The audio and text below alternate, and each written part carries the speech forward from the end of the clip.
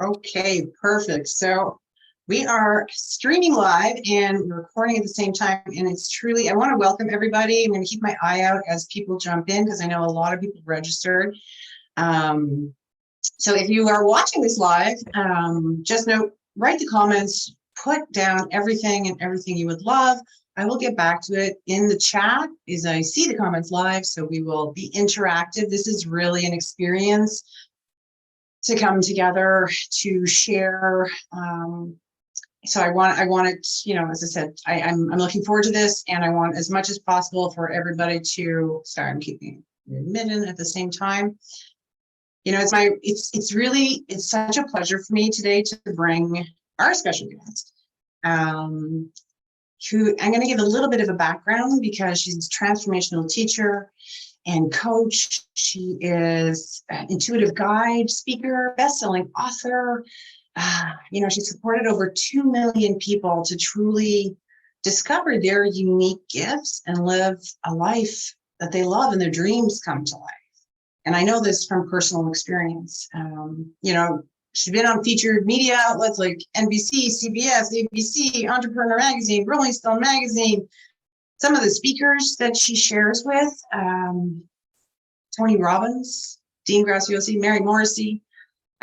Just recently, you know, actually she does The Edge with Brendan Bouchard, just recently wrapped up the Launchpad Live, has her own Born for This coming up very soon.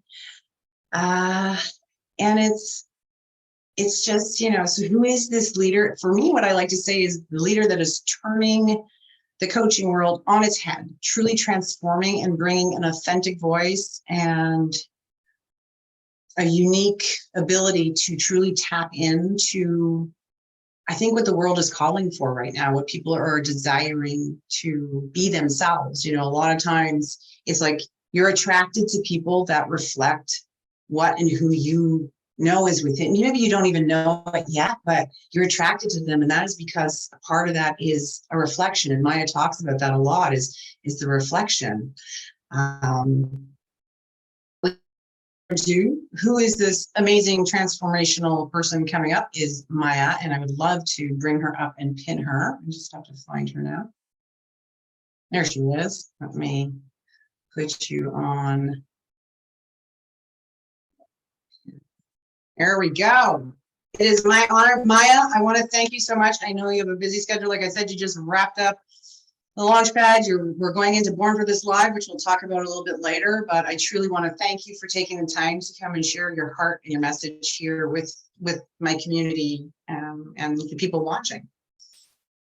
Oh, well, thank you so much. It's an honor to be here with all of you guys. For those of you guys who are here live on Facebook or on replay, it is my absolute honor, and what a beautiful and magnificent journey to be able to hold hands and hearts with you, Sarah, and then also with each one of you. It's probably one of the most beautiful gifts to be able to share life and love and joy and experiences with others that we care deeply about. And so I'm super thrilled to be here with you and with all of you.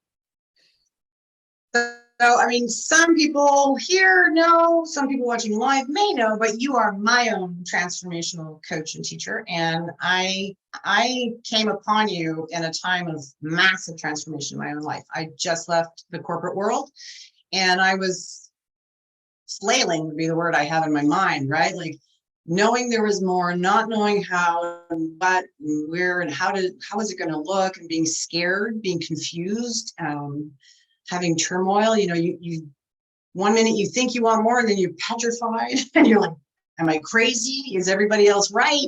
And I know right now there's a lot of people feeling like that are feeling unsatisfied in their lives, that are, you know, we actually shared not that long ago, and you said something, people feeling like their lives are, you know, living in crisis, especially with a lot of what is going on in the world right now. And so, you know, part of your unique gift is igniting that fire within and bringing people or guiding people back to their heart, their message, their spirit. And I'd love to know, in your words, what that means to you and why you think it's so important to share right now. Yeah. So, you know, I think the thing that I believe I do best is guide people back to their truth, back to their, and when I say the truth, it's just their pure essence. And your pure essence is never in crisis. Your pure essence is never afraid. Your pure essence knows who you truly are. It's like these external pieces in our mind and our ego. And, you know, and I love our ego and personality. It's actually a really powerful part of who we are. It just is meant to be in service to our true essence. And so, but oftentimes it's our mind and ego and personality that leads the way. And that's where we get ourselves in trouble, because our true essence knows who we're here to be. It's here for a reason. And it's like each one of us is here for a reason that nobody else can fulfill. And it's always safe. And it can always be seen and it can always be heard. And yet, you know, I think so many of us grow up with different learnings, different teachings, like to play small and to not be heard and to not be seen and to not share our gifts. And so we learn that, and that becomes more what we lean into for 10, 20, 30, 40, 50, 60 years, 70 years sometimes. But I believe coming back to the truth of who you are is the most powerful thing, because then you're living a life that you love. You're being who you were created to be. And there's only fulfillment in your life when you're living in it, when you are being the person that you were designed to be. Because like, if a chipmunk is trying to be an elephant, would that chipmunk ever be happy? Like the chipmunk would never, because the chipmunk's never going to be an elephant. It's never going to be as big as an elephant. It's never going to be able to eat what an elephant eats and still be healthy. Like it's a silly example. And yet I think very powerful, because we can never try to be something that we're not and be happy. Right. And so often that's what we're doing. We're learning the lessons that other people share, but they're not regarding the truth of who we are. It's like, oh, you should do this and you should do this, and this is what makes sense. And it's not about what makes sense. It's about who we truly are and the essence of who we truly are, and returning to that. And when we do, we're not in crisis. When we do, we're in peace. When we do, we're in love. When we do, there's not disease. When we do that, we're actually whole and in integrity and in a whole lot of love, peace, joy, play, like all of those things, prosperity, all of those things come to fruition when we return to the truth of who we are. I so agree. And, you know, so much of that message when it first spoke to me was that idea of like, even asking yourself, because you don't really grow up or have, I mean, depending on maybe what your circle and surroundings are, but that question of who do you really want to be? Who are you, right? We go through the school system, we go through society, and we're given this like, this is what success looks like. This is what being happy, get a degree, do this, work hard, you know, here's the list of appropriate jobs you should do. And I mean, part of why I think when I first came upon you, this idea, and you can share, but, you know, I did see so much of myself in you, like I had all the things. I call it a paperful life. I had a paperful life. On paper, it looked fantastical. And then I felt like crap because I was miserable. And I then felt bad, like how selfish of me, how ridiculous of me to not be overjoyed at what many people think that is what they want. And yet here I am having it and I'm miserable. I'm depressed. I'm feeling like, you know, I had a conversation with someone and like purpose, like there's no purpose, you live, you die. And that to me was like, what? I mean, I think that was one of my tipping points where I really started to fall down, because I'm like, you mean this is for naught? And so I love, you know, and maybe you can share, like, what was that pivotal moment for you that was like, took this idea or these concepts, or maybe you didn't even have them, and then brought them to the forefront and said, this is something that I need to live now? Yeah, I think the big thing is I had everything I could possibly want at a very young age as a corporate executive, like everything that everybody said, this is what you want. You want the house, you want the white picket fence, you want the family, you want the husband, you want the child, you want the job, you want the degrees, you want all those things. I had all the things. and at a very young age. And I'm like, what is the point? I mean, what is the point? Because none of it is making me happy and I'm not fulfilled. And then, you know, it took a car accident. And so, you know, I won't go into that entire story, but ultimately it took me getting into a car accident and then realizing like my life could be over tomorrow. And if my life was over tomorrow, I haven't lived it yet. I'm not the person that I'm here to be. I haven't shared what I need to share with the people that I love yet. I wasn't the mother that I wanted to be to my son yet. So there were so many of these things where it just was like, you have not become the woman that you're here to be. And I heard it and felt it in every cell of my body. Like literally, it was the first time I feel like I've had a conversation with God that I can remember. And that happened. And then all of a sudden, everything looked the same, but it was very different. And I just was like, okay, life's over tomorrow. Who do you need to be? And I didn't know the answer to that. It just was the stimulus to start figuring it out. And I had enough of an experience of such a tremendous degree of regret that there was no other option. Like I had to do this, because feeling the level of regret that I felt of like, this is not what my life is supposed to be. I'm supposed to be someone else. I'm supposed to be different. I'm supposed to be something, and I don't know who that is, and I've got to figure it out. That was the stimulus. That was the like epiphanetic moment. And, you know, from that moment, I started sharing this message, like there's someone that you're here to be, go out and be it. Because if you're not, I actually realized then and there, this is the reason why people have disease in their body. This is the reason why people have depression. This is the reason why people are unfulfilled. This is the reason, because you are born to be one thing and you show up as something else, and you compromise and apologize and do all of these things along the way. And all of a sudden you are so far from the person that you believed you were, or you feel so far away, right? It's not ever that far because it's within you.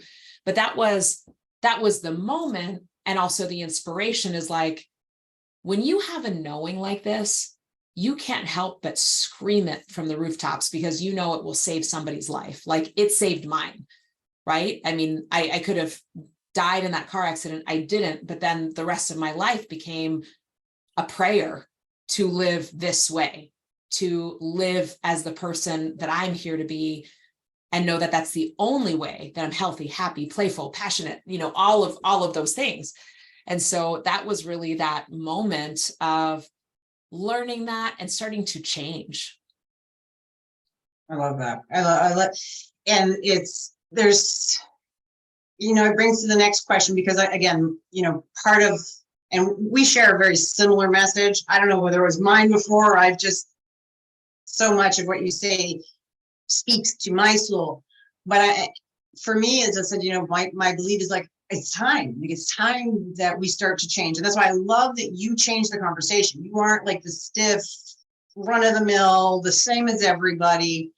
So what would you guide or give? Because I know right now there's so many people in pain, and most of them are hiding it, right? They're like too ashamed, even though when we speak it, we start to see how many of us are in the same arena, same field, that we're going through the same pains. And so what would you maybe share some guidance of for someone who's right on that teetering fence of like, I know there's more, but I'm afraid, I don't know how, the people around me are going to think I'm crazy. Like, what are some of the stages? Because it's so needed right now. There's so many people feeling isolated and in pain and sad. Yeah, I think number one is you've got to get to enough is enough. Like you've got to get to your own enough is enough moment, like not doing this anymore, not like this. I'm not living like this anymore. I'm not like you, because too many people are comfortable in the level of discomfort, of compromise, of whatever those things are. It's too comfortable. Me as a corporate executive, like that was it was excruciating in many ways, and also very comfortable. Like I made lots of money. I had a good title. Everybody else was doing it. Everybody else was like, literally, you guys, I live downtown. I would take the train. I would walk to the train. I would take the train to then a shuttle to the office. It took like an hour and 45 minutes for me to get to work every day, but I lived in the city, so I didn't mind it. But literally I jump off the train And it was like a robot. Everybody had their heads down, and it's like, dude, like I can hear the music, like the wah, wah, wah, music of like all the robots going into work, but everybody did it. Like everybody did it, and nobody was happy, and everyone was miserable. But because that's your reality, everybody's doing it. But you've got to look, like, open up your eyes to whatever it is that you're doing and say, enough is enough. I'm not doing that anymore. Enough. Like I sort of, that was part of the moment before my car accident. I'm in front of my computer. I'm paralyzed there. I'm listening to my son playing downstairs. I want to play with him, but I can't because I feel guilty. I feel guilty working. I feel guilty not working. Like, and I just literally was like, enough is enough.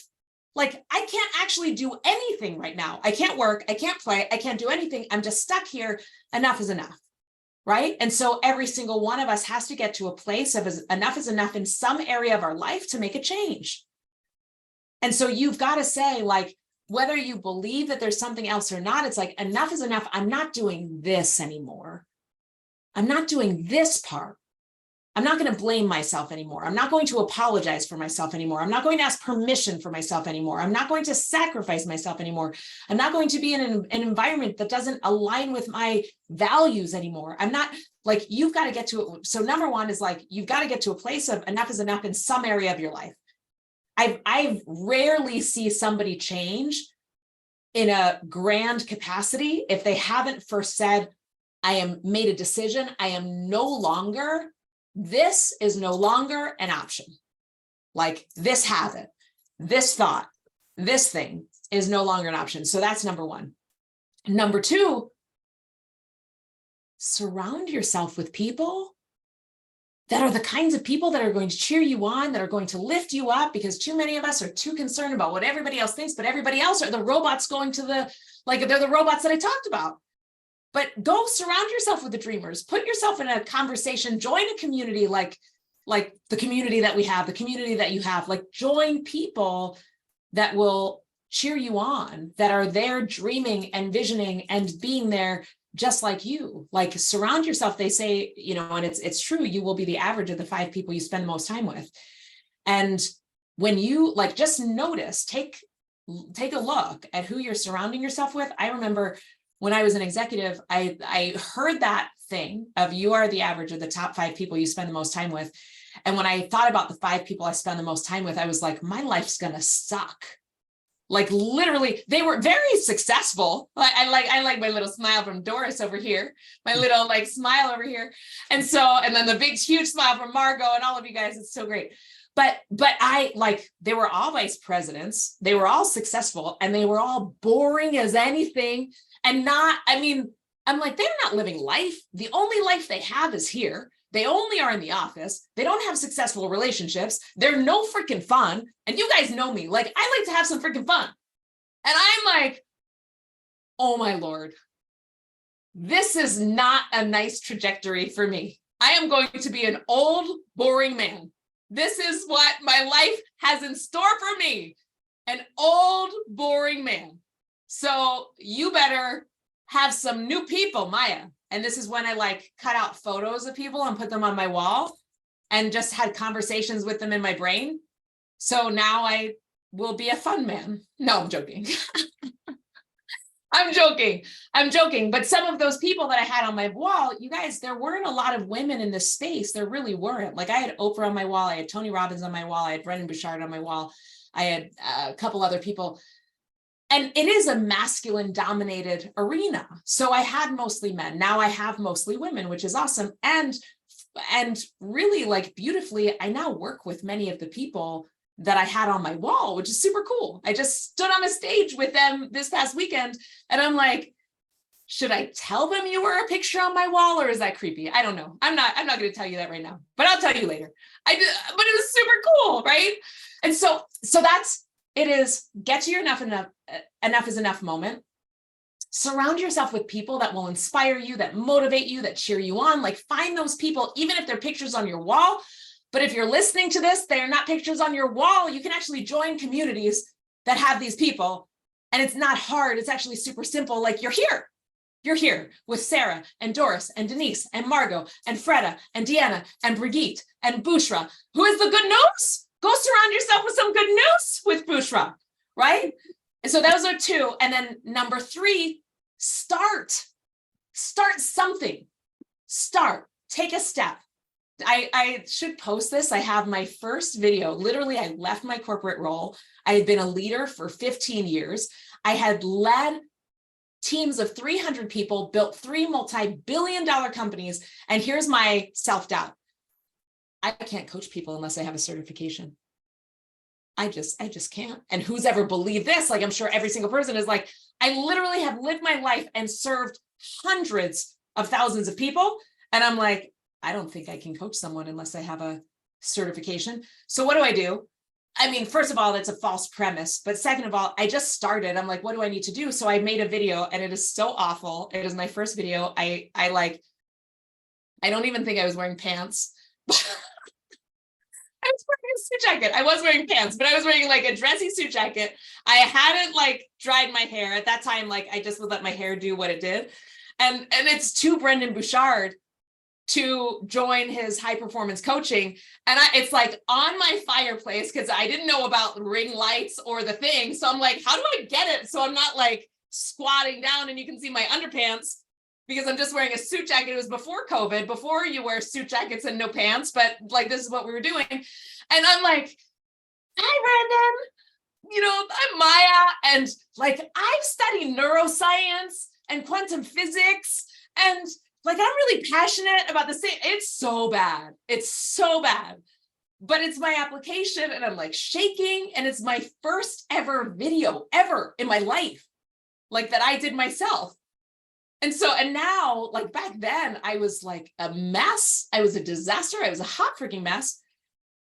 I got accepted into that. And then, and then life just continued and I continued doing my things. But now I look back on it and I just smile and I'm like, that girl started. Like she just did it. Like she did it with no pants on. She did it squeaky. She did it like, she just did it. She's like, I'm not going to be one of those boring freaking man. I'm going to find the joy man. Like, at least you go somewhere else. So just start the thing and do it uncomfortable and do it small and do it ridiculous. And then show people how ridiculous you are.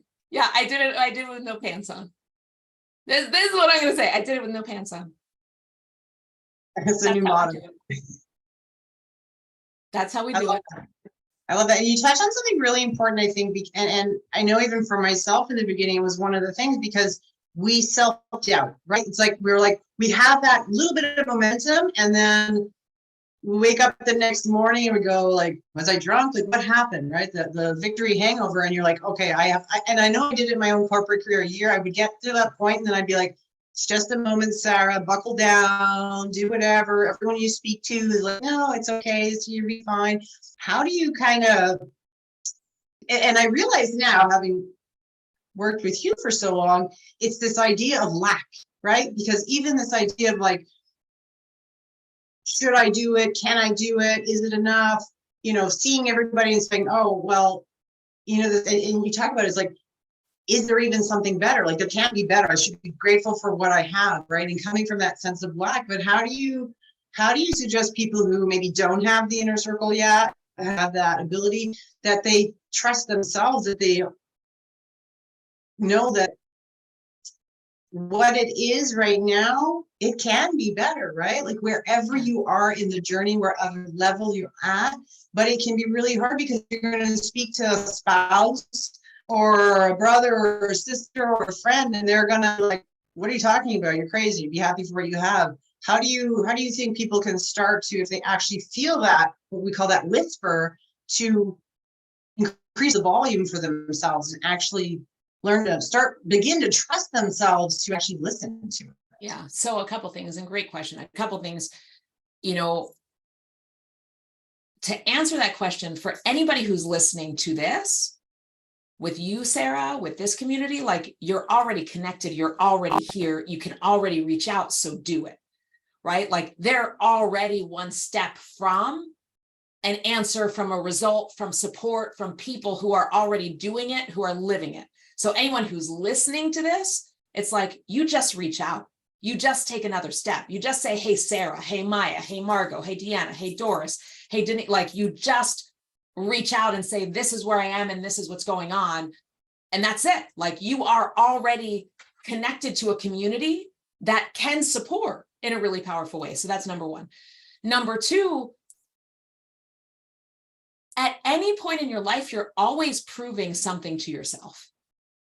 At any point in your life, you are always proving something to yourself. You're either proving you're worth it, you're either proving it's going to work, or you're proving that it's not, and you're not, right? And so I have this phrase to myself, prove it, like prove it.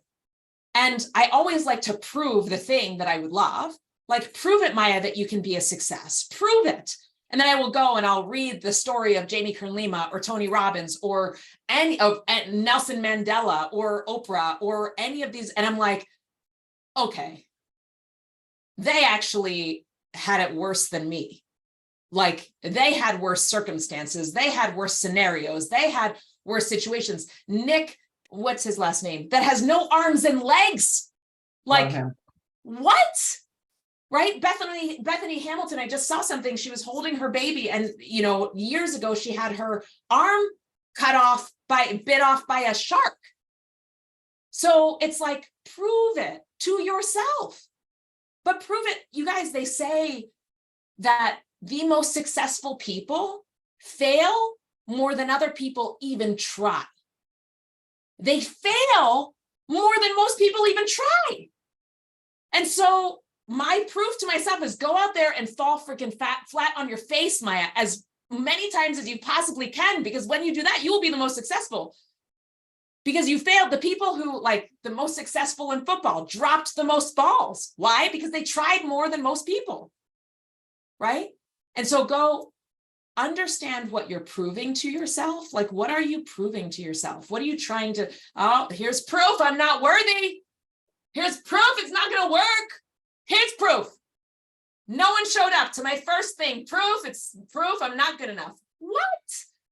Bob Proctor, I love this story. Bob Proctor, at a certain point, and he was like well known at the time, like he was pretty well known. And at the time, he put out flyers and all the things. And he had an auditorium that he bought and he paid for 6,000 people. 6,000 people. They were putting out flyers, and he had his person, and he was like, okay, he's getting ready to go out to speak. And the guy comes and he's like, how is it? Like, is it a full house? And he's like, yeah, like not yet. And okay, so how many people are there? Like 6,000? And he's like, the guy who was working for his production guy, 6 people. 6 people are in the audience. And he's like, okay. He had a choice in that moment to decide to be someone. He could either be the person who doesn't show up for the 6 people, who is boo-hooing the 6 people, who's like, oh, I only got 6 people. Or it could be the guy who stepped down and is like, hey, everybody come here, come to the front row, because we're going to have a freaking fun time right now. And he was well enough known to have an audience of 6,000. And imagine you now become someone who can have 6,000 and you have 6. That's another like thing in your brain of, time's up. I'm done. Can't do it anymore. No, I get to decide who I get to be in every moment. And this is our opportunity to decide every moment. But you've got to know, what are you proving to yourself? Are you proving you're worthy? Are you proving you're not worthy? And I always go to, okay, Maya, like this is what you want, prove it. Show yourself how other people have done it. The guy who Roger Bannister runs a 4-minute mile, right? You can't do that. It's not even possible for the body. Then he does it, and then 1,000 people in the next year do it. Like, what? And so I would discern what you're proving to yourself, and then actually prove to yourself, find the proof, find the people. Tony Robbins wasn't Tony Robbins before he was Tony Robbins. Oprah Winfrey wasn't Oprah Winfrey before she was Oprah Winfrey. I mean, I guess actually they were those people.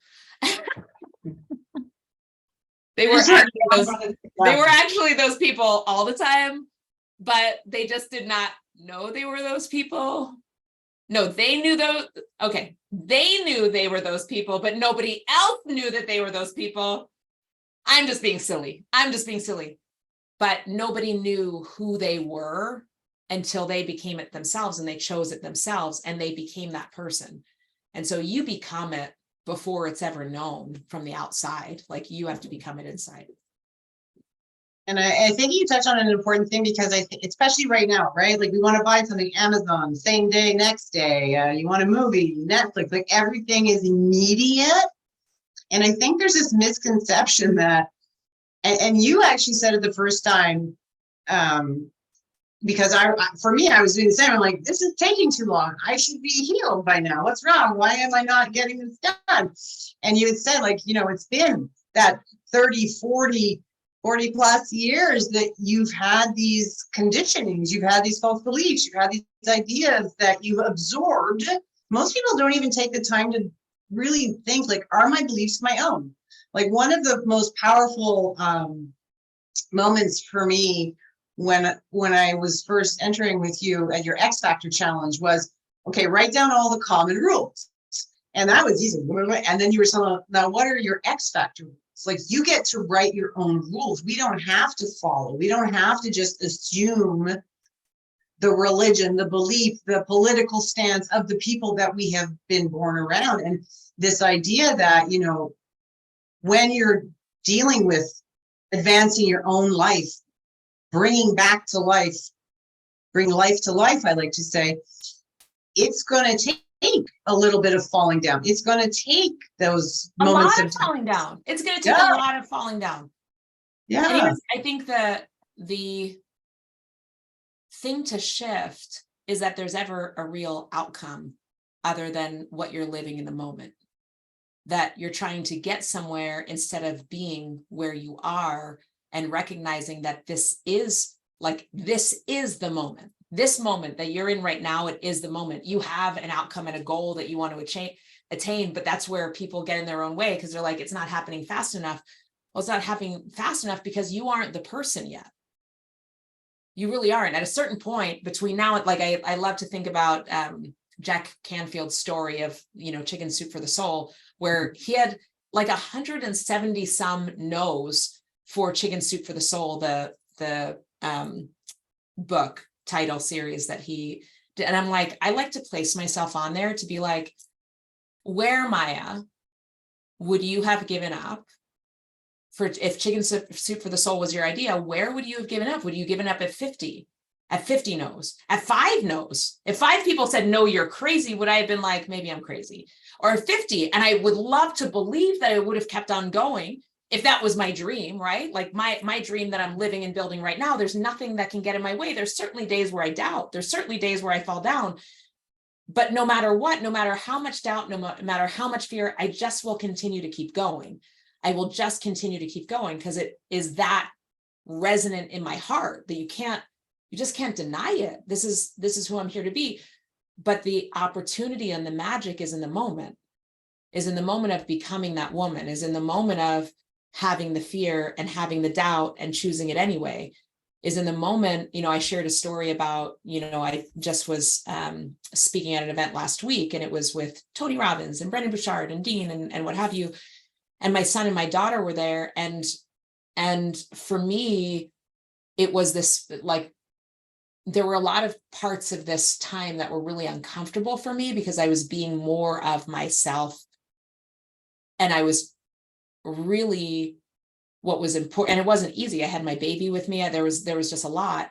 But what was beautiful was for me to witness myself in the hard and in the messy, and knowing that I was choosing it, and knowing that I was celebrating myself for having the courage to show up in that for the courage to choose to bring my family, the courage to choose to take the steps that I took, the courage to not be 100% like the person that I feel like I usually would be if I didn't have all those things at the same time. The courage to actually know I could fall down, and I could fall on my face, and I could do it in front of a lot of people with big names, but then recognizing that the person that I was most concerned about falling on my face in front of was my son. But what it would look like falling on my face in front of my son is very different than what it looks like falling in my face in front of somebody else, right? Like, he knows my heart, he knows my wholeness, he knows my integrity. And so I just share that because I wouldn't wish away. Those moments weren't comfortable, and I wouldn't wish them away because I know the woman that I was becoming. And if we can more focus on the woman and the man that you're, the person that you're becoming, instead of achieving the end outcome, the outcome is going to happen if you're becoming the person in the moment. Well, that I was at a seminar once, and they had these butterflies from the cocoon up until the fully, and they're like, what stage of the journey are you on? And I was like, I'm on the, like, just after the cocoon. And they're like, what? I'm like, well, yeah, for me, the fully done butterfly is probably my death, right? Like, because, and that's what I think I love so much is, and when we can detach, like you said, there's so much is about, like, even you go to read a book, you're like, am I done yet? Like, there's this feeling of having to rush. And when we can slow it down and actually enjoy that journey, right? Like, to actually, even today, I was driving, I was like trying to rush, and I had to go print something at the other house and come back. And I was like, ah. And then I suddenly was driving, I was like, Sarah, right now in this moment, nothing is wrong. Nothing is wrong. The drive is beautiful. I'm going to make time. It's going to be all perfect. And just to slow it down was really powerful. And I think that's so important that people allow themselves the gift to be in the journey, to be in the moment, to actually experience and love it. So the other thing and just one thing with that, when you do that, you start allowing yourself to notice what you actually love, what you actually long for, what you actually desire. And an example that I'll share about this is, like, you know, my daughter's one. I was just talking to a Montessori school about when she could enroll for this school. And they told me that until she's 5, like, she could enroll until she's 5, they only have a half day until like 11:30. And so I'm like, okay, so I want to be home with her from 11:30 until, like, I actually, if she's not in Montessori, then I want to be with her. I want to be the one with her. What does that mean for who I am, for the business that I run, for the things that I do, to be present at those times? I would need to do some things differently, but I noticed that I would love it. I noticed that, okay, so this means that this is how I'm going to run my business. And this is the time of my call, or this is, and fortunately it actually works out really well. She's not ready to enroll yet, but to notice, like, I would actually really love that. And I don't want to just do what I've always done or what everybody expects or what everybody believes. I want to notice my longing for what I would love in my life, because that is, if you continue to follow the longing, this is, everything else will continue to follow, because you're meant to be that. You're meant to do that. You're meant to be supported in that. And so to know I'm supported in those decisions, those choices, that longing, and then to make decisions in congruence with that. But if I didn't pause to be present in my moment, I wouldn't even know that I longed for it. I think, those of us in your community, I think call them Maya-isms. And I mean, all of us are like, and most of us in our inner circle, they've absorbed it too. And we're all running around always saying, what would I love? Like, because most people don't stop long enough to even, like, that wasn't like such a simple sentence. And yet we were all like, wow, like, wow, I actually get to ask myself and do something, not just to people please and to run and to, the lights and the banners. And the other thing, as I said, there's so much, but really my intention here is I know there's hearts that are needing to heal, and I want to bring your voice and your message to them. And speaking on that, I'd love to know, because one of the most powerful things in my life that I've received through being with you is healing, is actually recognizing that so much I buried so much and was more in apathy than actually acceptance. So I'd love your perspective on how important is healing in the journey. Yeah, I think as we become more in alignment with who we are, healing is a necessary, and I mean, you just can't even bypass it. It just automatically happens. Like, the healing automatically happens. And so I almost don't feel like it's something you've got to chase or go after. It's something that you allow. You allow the healing to take place. You allow the grief and the sadness, or you allow yourself the space for that, because it automatically starts happening. For a lot of people, it's really uncomfortable because they don't know how to feel feelings. They don't know how to feel grief or feel emotions or feel something let go to bring something else in. So healing is such an important part, and also something that automatically happens if you allow for it. And you can have healing in community. Like you can have healing on your own, healing in community, healing in being seen, healing in, so it's such a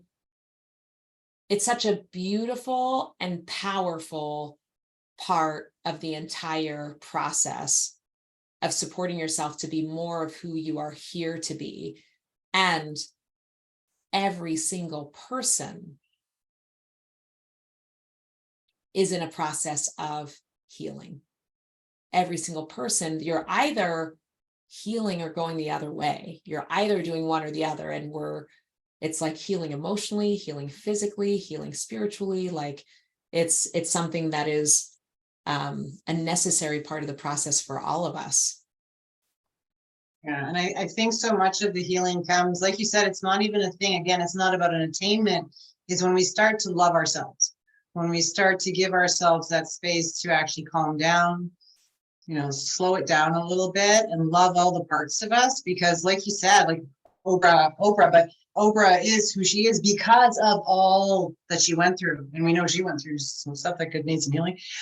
We all have, really, in different perspectives of it. And I think, and it's interesting because you see sometimes people, and it's almost like they're afraid to share because they're competing in their head of, well, my healing isn't as big as theirs. And there's something so beautiful when we can create and just say, no, it's all part of the journey, right? It goes back to that idea of every little stage of it is part of the journey.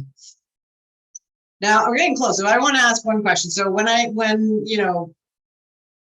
the Evolution Academy that I created was very similar to, it's been on my heart originally with the launch box, and I kind of transgressed my message, and the Evolution Academy came out, and it was very similar because I know the communities that you hold are so powerful, and it really opened my eyes to what is possible when you have a community of that depth, of that vulnerability, of that.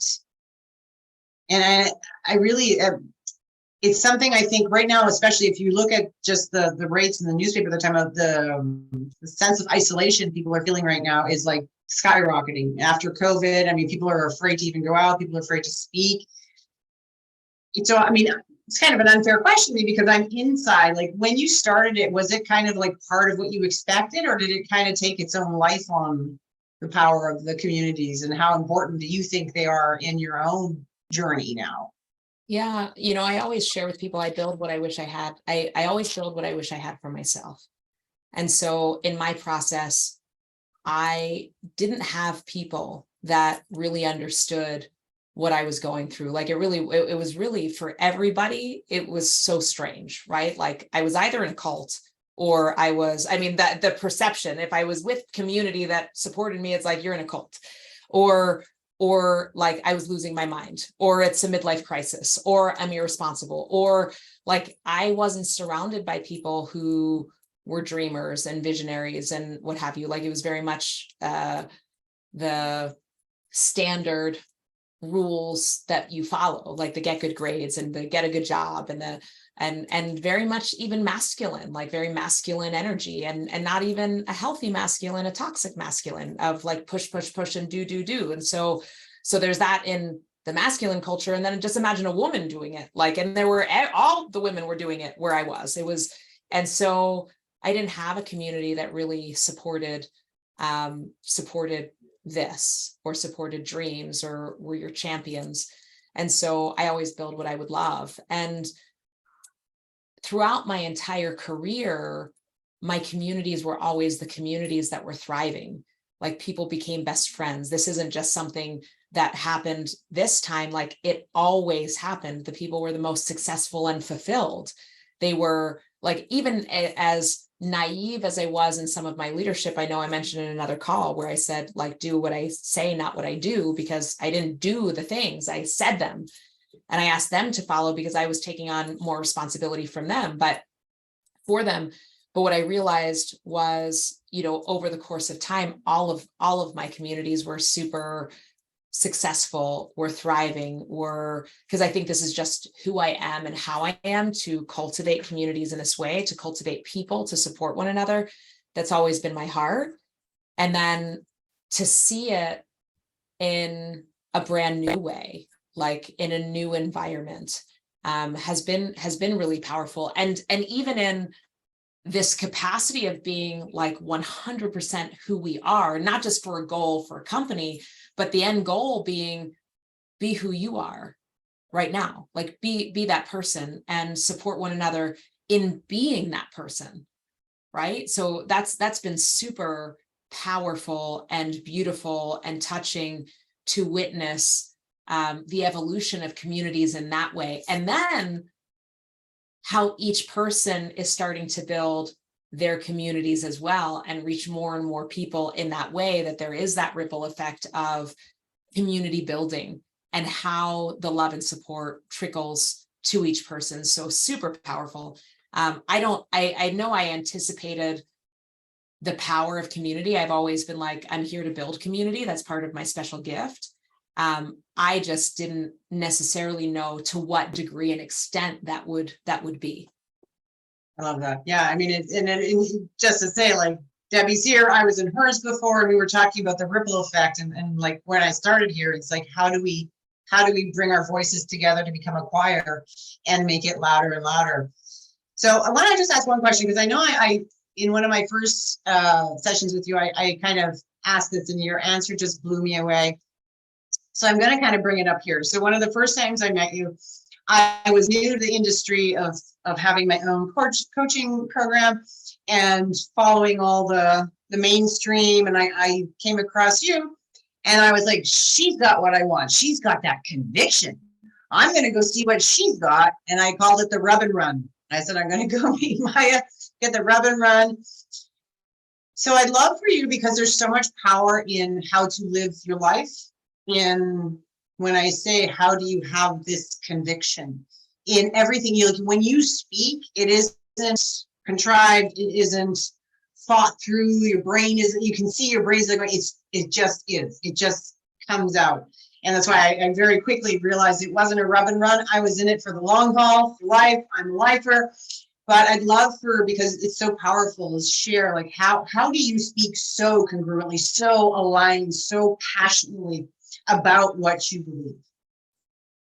Yeah, a couple things. One, I live it and I have lived it. So when other people have doubts and other people have fears, they're likely doubts and fears that I had before. And I may have even experienced them to a larger degree, like people who are like, but Maya, I don't have money. And I'm like, I had no money. And not only did I have no money, I was $250,000 in debt, people. They were going to take everything. And so when you live it, you can't help but have conviction. So it's not something I read in a book. It's something that I choose to live every single day. And because you choose to live it every single day, you have a level of conviction, because I fell down more than most people. Like, to what I shared before, the most successful people in the world fail more than other people even try. Like, I failed a lot. I've fallen down a lot. I just got back up more often than most people. And so I've been through it all, and I've seen it all, and so that level of conviction comes from being embodied in it, not like, I know it because I read it, and now I'm telling you what people say in the book. It's like, no, I actually have been living it for many, many, many years. And the other part is, being 100% committed to the truth. I'm committed to the truth. I'm not committed to people liking me. I'm not committed to people accepting me. I'm not committed to, and there's a saying about not having false gods, right? So you can't have like other people that are gods, or like even the Tony Robbins and the Oprahs and all of those things, like false, they could be for some people false gods. Don't make them that. Don't make money that. Don't make people that. Just like there's being in alignment with the truth and ensuring that you're not making other people, like somebody else's opinion is a false god, somebody else's. And so it's really being in alignment with who you truly are, with what is really important to you, with what your values are, not compromising those. And then realizing like it became really important for me that I wasn't concerned about whether or not people liked me, whether or not people accepted me, that at the end of the day, I needed to be able to put my head on my own pillow, and not because somebody said I like you or accept you or you're good enough to me, but because I believed it myself and I showed up how I need to show up in the world. And so it's through that, like I didn't always have this level of conviction. It's the reason why I teach it, right? I teach people to get congruent with their mission and congruent with their message so that they can live it. Because until you're living it, until you actually know what that is, and you can actually be like, this is what this means. This is what being born for this means to Maya. So Maya can live it every single day, because there are days I wake up and I'm like, maybe I'm not, but I have another day to live it. I have another day to experience it. And so that's why this work is so powerful for me, because I know it takes knowing what this is in your heart in order to live it, in order to be the embodiment of it, and in order to have conviction in it. Oh, that. And you know, it's interesting you say that, because it's as much as a lot of people have this idea of like, I don't care what people say, but they do it with like defense and defiance, which to me always is perhaps a hint that it's not coming from the line. 100%. If you hear someone say, I don't care what people say, they care. Yeah. They care. If they say it with that edge, they care. Yeah, exactly. And the interesting thing too, though, is, and I love what you say, and I think that's why it's not like the people who don't, but it's also this idea of like, don't do it to get the accolades, right? It's just you being you living the life that you would love, you connecting to what is real and true for you. And so I love that. And I could keep going on. I have so many other questions, but we're coming to a close, and I didn't know if anyone wanted to say. So I just wanted to open up 2 quick mentions. One, you do have Born for This coming up very soon. For people, I know lots of people here on the Zoom call are already like a heck yes. For anyone watching live or those who registered and are going to watch the replay, you want to share a little bit about what, and because I know, well, no, you share first and then I have a comment, but share a little 100%. bit. What is the experience? Yeah, so 100%. So Born for This Live is coming up this weekend. So it's Friday, Saturday, Sunday. It is an incredible 3-day immersion. It is actually a process that I take myself through multiple times a year. I was sharing in another call that I actually pay someone to facilitate me through the process that I created for myself, because it is that powerful. And so we spend, the first day is really about tapping into that longing that you have, that dream that you have, and creating a crystal clear vision. And this is super powerful, especially that we're in the last quarter of the year, to create what is that vision that you have for your life, for the next, for this next year, for the next, period of time, but tapping into what that dream is. The next day is all about your mission and your message. So at the end of the day, like, what is it that you would love to be sharing with others? And for so many people that want to impact the world, making sure that you have a powerful message and you share it in a powerful way is so important. It's actually the reason why most people aren't getting the results in their own life and in the impact of others. It's the reason why you're not impacting others to the degree that you can. And the reason why your life isn't changing the way that you would love it is when your message isn't clear for yourself and for others. And so we spend the entire day really clarifying what that message is, so that you can be living in congruence with it, so that you can be showing up with power and passion and presence, and that you can also create prosperity from it. So that's day 2. And then day 3 is all about, traversing the thresholds of fear and self-doubt. And, what is that method whereby you're able to do this? Because that's the thing that gets in most people's way, is like, yeah, I have the dream and yeah, I have the message, but I have fear and I have self-doubt and I have these other things that are coming up and they're getting in my way. And so the last day is all about how you traverse that process and how you show up and choose it, even when you're scared, even when you have self-doubt. And so we talk all about that. Right now, up until Sunday, there's $500 off VIP, and there's a beautiful VIP box. And so you can see it. It's right there. Yeah, it is, yeah. So, yeah. So beautiful VIP experience box where there's everything is specially curated and cultivated. And so everything has been thought through in that experience. So if you would love it, you get $500 off just until Sunday. So I would register now. I know most of you guys are there. And so I'm looking forward to being with you all during it. But Born for This Live is one of my favorite times to spend that degree of time together and go that deep where you can really craft your future and start living it right away. And I love that. I want to add, because part of it, like when we say message, if we're in this industry, right, we think of our message to share. But what I loved, and I'll be honest, part of my biggest transformation came when I took that concept and then brought it home as my life's message. Yes. And when you talk about principles, I always call them my living principles, because I'm like, if I want to, and that's, I think, what's so powerful about Born for This is it's not about just people in the coaching industry. It works with that, but it's about what is your dream? Who do you want to be? So your message is like, be the best mother possible, be the most present, teacher, be whatever. It goes to everything in your life and the message. And I think there's so much power in being like, rather than just waking up and going, even the Groundhog movie was so powerful, because if you look back on it, you're like, wow, that is how most people live their life. Wake up, do, back to sleep, wake up, do. And like, what is that signature message? So I so love that. As I said, I could go on forever with you. I know your schedule is crazy busy. We're at time. I don't know. I have a very special guest here, but she has her camera off. But I'm going to say hi to her. And so Maya, do you have like 2 minutes in case anybody has a question? Yeah, for sure. If anybody has a question, I absolutely do. Does anybody have a share, a comment, a question, their own experience that they've had with Maya that you'd love to bring up or share? Anybody? Margot. I can just share something. I won't go into too much detail because we're out of time, but what I loved what you did today was when you said our pure essence is never in crisis. And I never heard that put that way. And I loved that. And it resonated so much with me, especially today where there's so much need for that feeling of safety and security within yourself, which then ripples into the world. And then tying that into that as we become more in alignment with ourselves, not even just through that healing happens, but I think that is the healing.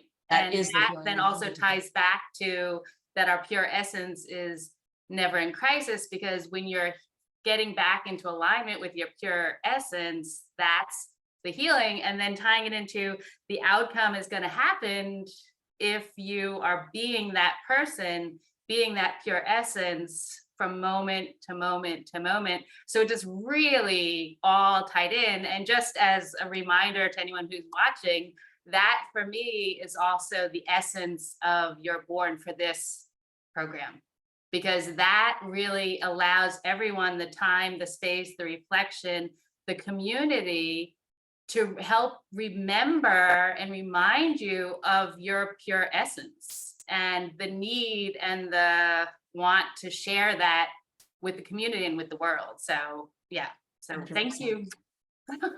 Love it. Love it. And so powerful, and 100%. And thank you for sharing that and that reflection. Absolutely. Absolutely. And so, I mean, if no one has, Denise, you have something? I do. This is about the healing part.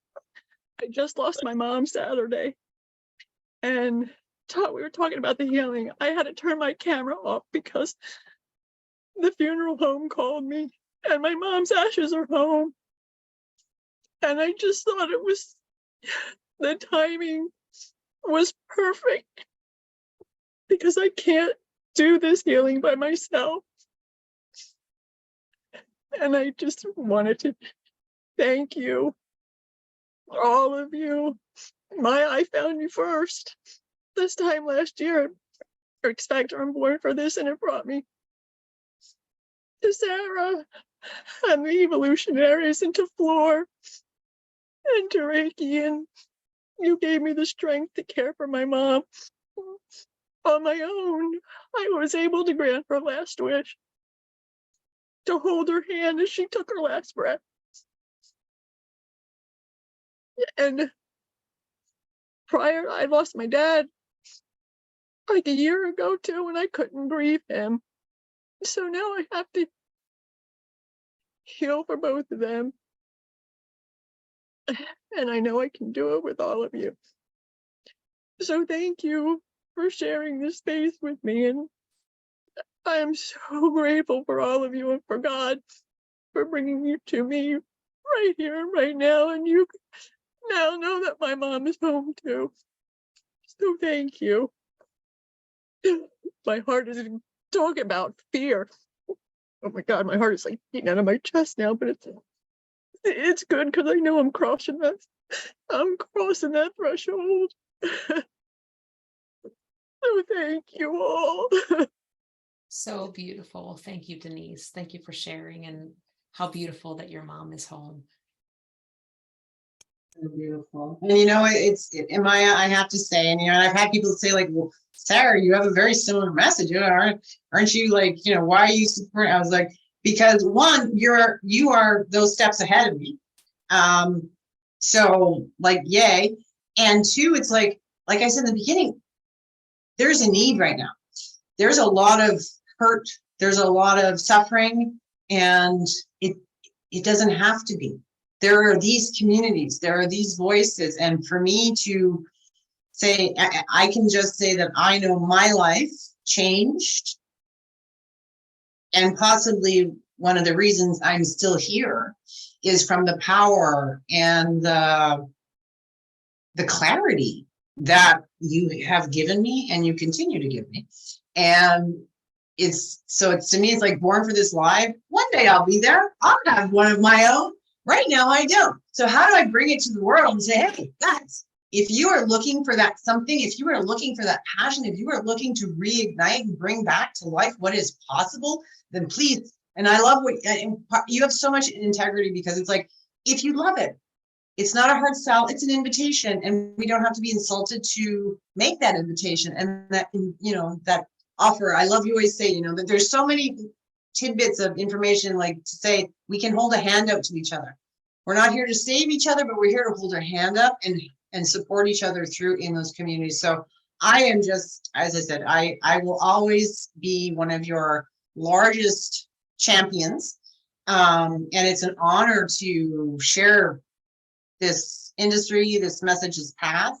And it's an honor to have, as I said, you are my coach, my mentor, and I consider you my friend. So I'm so grateful you came to share this time. I know you got a crazy schedule, but I'm very blessed. And for anybody watching live, everybody who's registered will get a copy of this and the invitation to Born for This. So if you're looking it up, put the link. But I just really, as Maya says, if you're feeling the call, if you're feeling connected to it, trust yourself, love yourself enough to take the experience and to gift yourself this opportunity, because it changed my life, and I'm forever indebted and grateful to be part of your community and under your guidance, Maya. Oh, thank you so much, Sarah. And it's been an absolute honor. And I am honored and humbled and thrilled to be able to journey with each and every one of you. And, thank you so much. And, I'm just so thrilled to be able to spend even more time with you guys in this next weekend. Get ready for a rocket freaking ship of your heart bursts, heart, mind, soul, spirit bursts. It's going to be so fun. We're going to have so much fun. It's like a whole lot of play, a whole lot of fun, a whole lot. So love you guys so much. And thank you. Thank you, everybody. Thank you, Sarah. Thank you. Bye-bye.